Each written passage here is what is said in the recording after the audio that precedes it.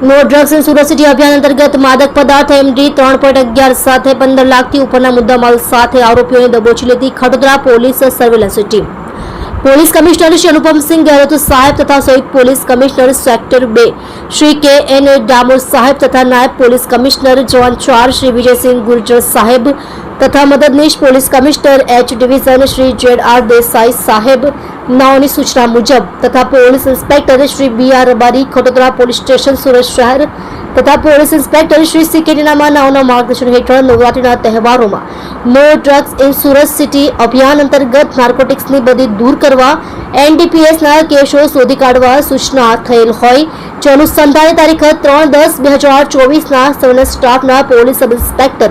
UN Jadeja તથા police કર્મચારીઓ Khadodara police station વિસ્તારમાં પેટ્રોલિંગમાં હતા તે દરમિયાન પોલીસ કોન્સ્ટેબલ મહેન્દ્રસિંહ પ્રભાતસિંહ તથા નિકુલભાઈ ભૂપતભાઈ નાઓને અંગત બાતમીદાર મારફતે બાતમી મળેલ કે ઉધના મગદલ્લા રોડ નવજીવન સર્કલ પાસે એક કાળા કલરની અલકાજર 4 વ્હીલ ગાડી નંબર GJ16DG7077 વાળીમાં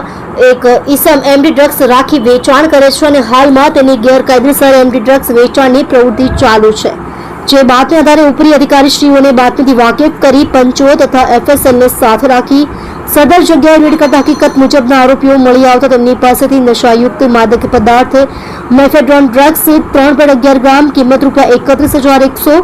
તથા રોકડા ₹2,16,000 તથા એક ઇલેક્ટ્રિક વજન કાંટો કિંમત ₹500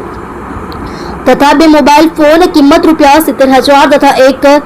અલકાજર 4 વ્હીલ ગાડી રજિસ્ટર્ડ નંબર GJ16DG7077 ની કિંમત ₹12 લાખ મળી